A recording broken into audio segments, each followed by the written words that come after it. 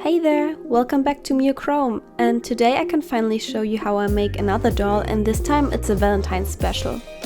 I know I promised a winter doll and that one is almost finished, but I decided to finish the Valentine's doll first so I can actually get it done by Valentine's Day. Well, almost. My theme for this doll will be Cloud 9, so basically we're all about pink clouds and blue skies. So let's get started. Who would fit this theme better than pink and cute-faced Draculaura? As always, I cut all of her hair off first. Then I boiled some water and let her soak in it to soften up the vinyl head. When it's all soft, I can pull the head off the neck peg, and with needle nose pliers I can go into the neck hole and scrape all the hair and glue inside of it out.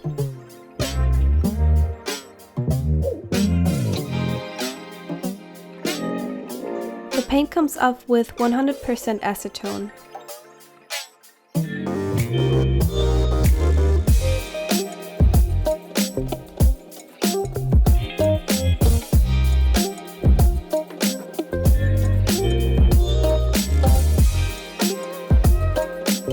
Next, I try to get rid of mold lines and imperfections as good as possible with an X-Acto knife.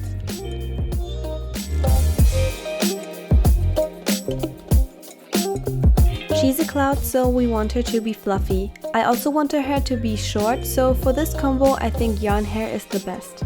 I'm using these three colors to try to make a gradient.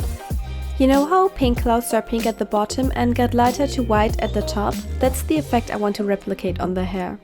I wrap the yarn around a long and flat object to get pieces of the same length. I cut both ends and do this with all the three yarns, so I have a good amount of each color. Now I have to separate the strands.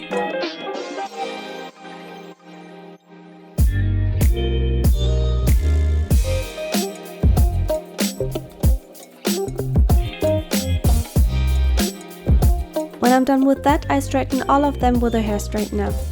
By the way, I really need to change my mat that I'm working on. I really like it because it has a pink and a blue side, but the faux leather material makes it impossible for me to properly clean it.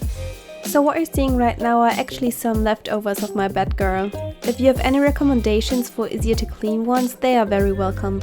Now I can pull on both ends and just keep pulling the hair apart. I got this method from Dorian the Elf and I think it works much better for me than brushing.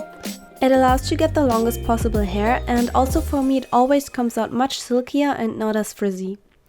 When you try this, I don't think I have heard anyone talk about it, but please wear a mask too.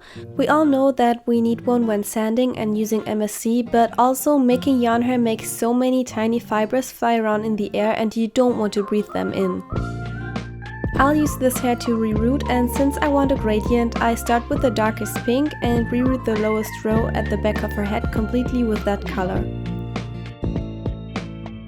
Going up, I just use a tiny bit of light pink hair and blend it into the dark pink to lighten it.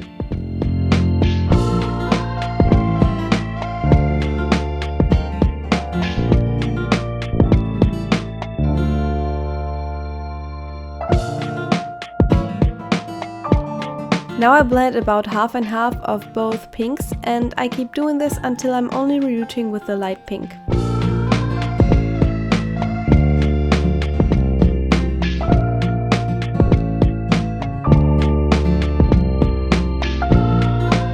For the frontmost row, I use the light pink with a tiny bit of dark pink mixed in. So now we're about halfway through the head with the light pink as the transition color, and I can start mixing white into the light pink. And we're going to keep doing that until I'm only mixing a bit of pink into the white.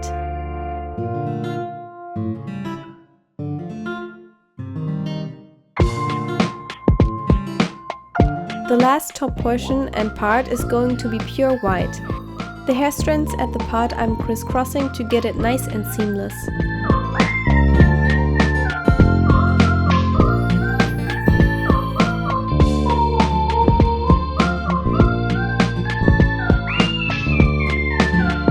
See the gradient. It's going to be more noticeable after I cut and styled the hair. At the end we need to put in some glue, of course, so the hair won't fall out. After the glue was dried, I felt like giving the hair a ball wash to keep it down better, and this was a terrible mistake. I really underestimated the delicacy of the hair fibers and they pretty much took the shape of the hair holes. I was able to fix it in a tedious process of brushing and blow drying and then in the end just straightening it again. I want to curl the hair, but not like this. This mishap cost me about half a day of extra work, but hey, at least we can all learn from my mistake.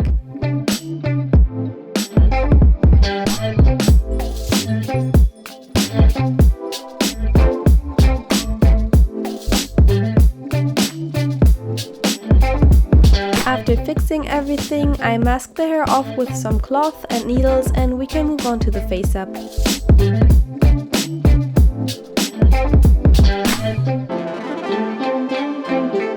So, since our girl is Cloud9 themed and also a Valentine's doll, I want her facial expression to be blissful and dreamy. Of course, we start with the base of Mr. Super Clear. I sketch in her eyes with watercolor pencils first, with the eyelids being a little droopy and pointing downward to give her that dreamy expression. Her eyebrows are also pointing down a bit, like you would draw sad eyebrows, but of course she will have a happy expression.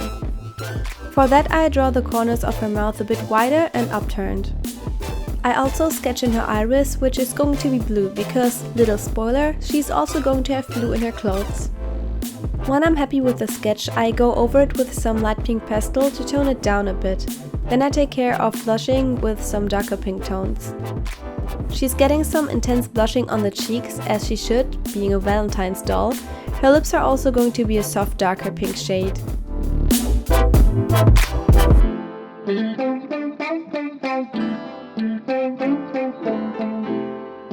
I then draw in her pupils, which are going to be heart-shaped.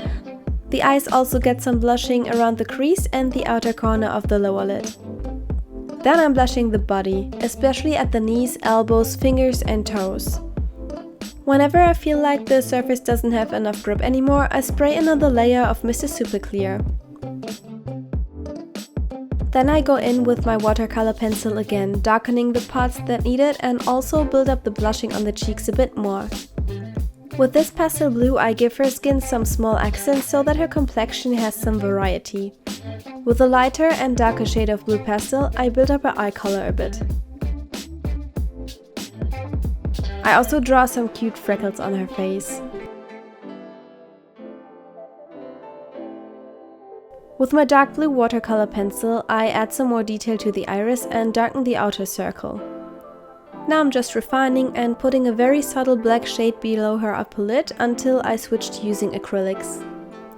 With a dark pinkish red, I darken her upper lash line and also add some detail to the waterline. I also use it to give the eyebrows some defined hairs.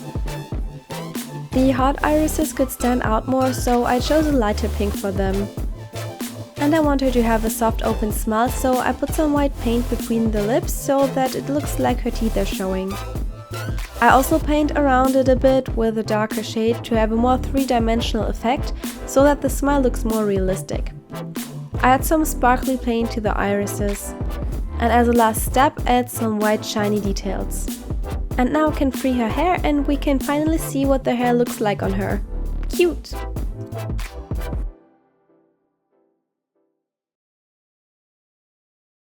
I am using a variety of patterns today. This is a dress from the 7 Styles pattern collection from Kristine on Etsy.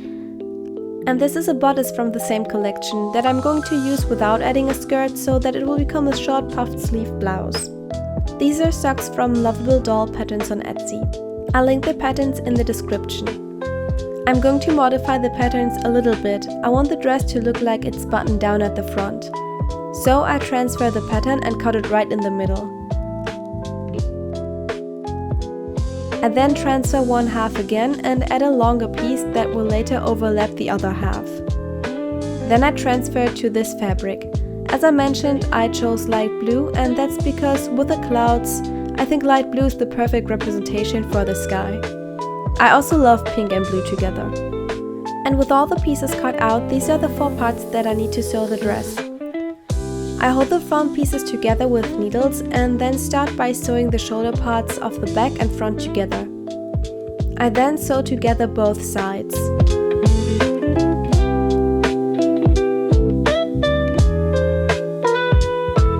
Next I take care of all the seam allowances with heat and glue. Now I have the left and the right side separate, and as much as I would like to make the front functional with real buttons, I don't think I can manage that on the scale, so I'm sewing the front pieces together but so that they overlap each other. For the blouse I'm using this see-through white fabric. I think it's normally used for the inner lining of clothes, but I thought the see-through effect would be kind of cute and fits the theme. These are all the pieces that I will need. I am making the collar first. For that I need to sew 2 of these round pieces together for each side, which was extremely difficult at the scale and I needed multiple tries. Then I have to turn them inside out and press them flat with my straightener. The bodice has 2 darts at the front that I am sewing together next. I cut off the leftover pieces. And then again I sew together the shoulder parts first. The sleeves are supposed to be puffed, so I gather them around this rounded edge.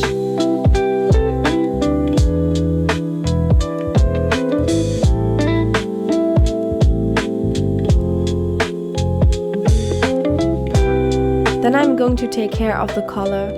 I fold over the seam allowance of the neck part first, and then I sew the 2 collar pieces onto it, marking where the middle is supposed to be. And again keeping them down with the help of some heat. Now comes the scariest part, sewing on the sleeves. Can't say they didn't come out crooked, but I'm fixing that by matching the lower part of the sleeves while gathering them.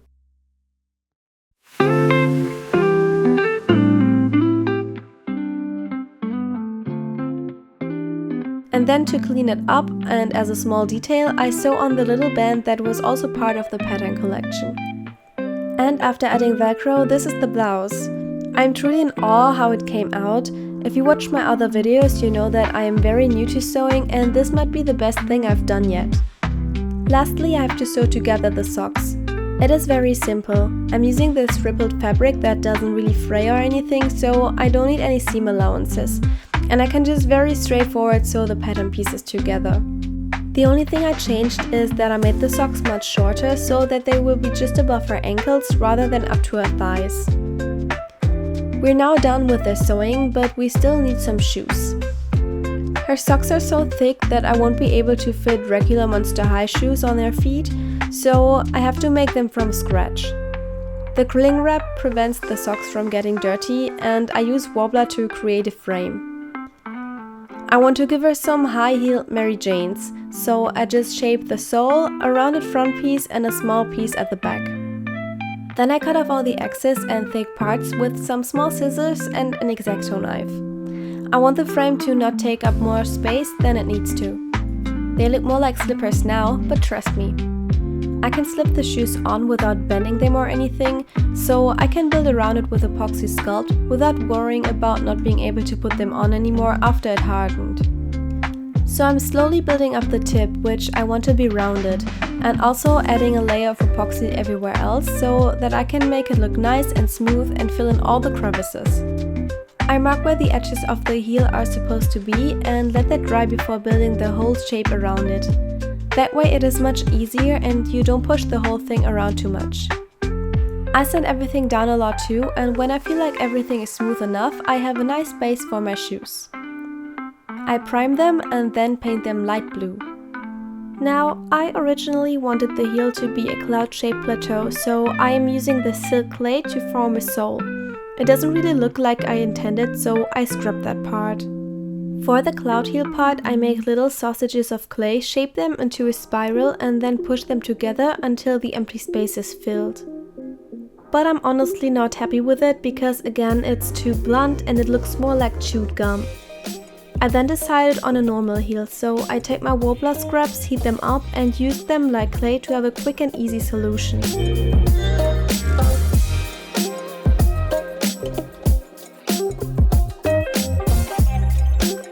I pin them when gluing so that they will stay.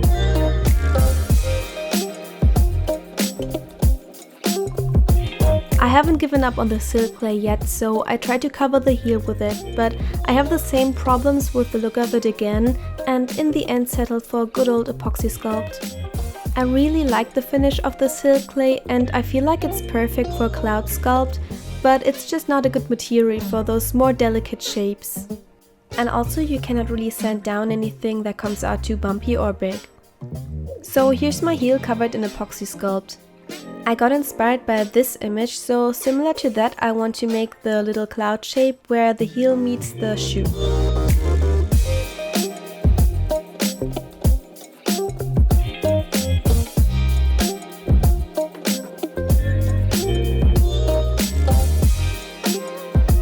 After curing and sanding it looks like this, and now I'm priming it, unfortunately with the exact opposite of what I want the color to be, but I only have black primer and it still makes the finish of the paint a lot nicer, so I have to deal with it. To avoid brush strokes, I then paint the heel with multiple watered down layers until it is opaque, and since the underlayer is black, those were a lot of layers. Once it is opaque, I coat it with ultra matte varnish. I would always recommend to mattify everything that is not particularly supposed to be shiny. It instantly makes everything look more high quality looking, and especially getting rid of that acrylic paint sheen elevates the paint job. For the little strap, I cut a strip of craft foam and round the edges. I glue both sides on the shoe with super glue, which in combination with craft foam is extremely strong. Now I can add the little heart detail I prepared and her outfit is done. Her hair is supposed to represent the look of pink clouds, so naturally it should be fluffy and bouncy. I also envisioned it to be short with some cute voluminous bangs. So I first separate the hair that is supposed to be the bangs. I then cut them off a little bit longer than the bangs are supposed to be, because when adding volume it will sit a lot higher. I have these tiny curlers that I tried first, but again the yarn hair is too delicate, so the plastic strips would make some ugly imprints. So my solution was just curling it with my tiny straightener.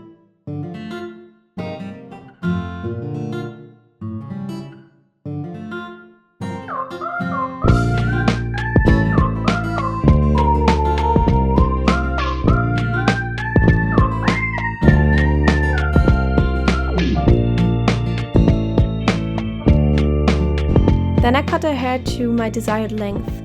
She looks so cute in this hairstyle. I swear I'm such a sucker for straight hairstyles, but no, she's a cloud, she will have curls.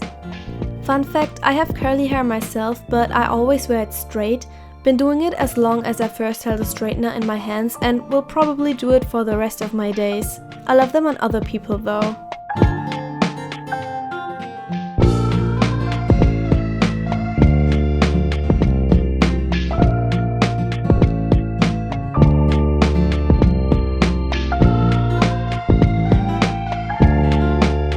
Finally working myself through all of her hair, it looks a bit wild, but by brushing everything down and shaping it with my hand, it looks really cute.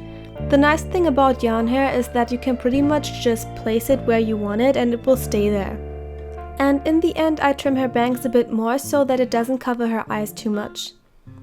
Her dress needs some buttons and I have these little heart thingies. I don't know what you call that, but I find them a bit too flat to use as buttons. To give them more dimension, I very carefully spread a drop of UV resin on top of it. It's very important that the water surface doesn't break. I hold them into place with that stuff you use to stick posters to the wall, otherwise I know they would move around and make a mess. I already have these tiny hair clips, but they are black, so I first paint them light blue. I use my magnetic bowl to keep them from moving around. It's honestly a lifesaver. I also put a really thin layer of UV resin over the paint. It seals it and really elevates the look. And then I take my charms and stick them on with another drop of UV resin. To attach the buttons, I use a ruler to make a little mark every 2 centimeters. I want the buttons to be straight and neatly placed. I glue them on with Uhu glue. I can attach the little heart earrings to a thick wire with UV resin and then I will just push them into her ears like that. If it falls off, I can just glue it back on, and thanks to the UV resin I now have a perfect surface for that.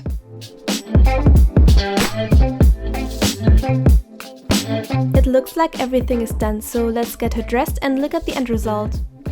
Thank you to everyone who has subscribed and watches my videos. It honestly makes me so happy, and also reading your comments makes me really happy.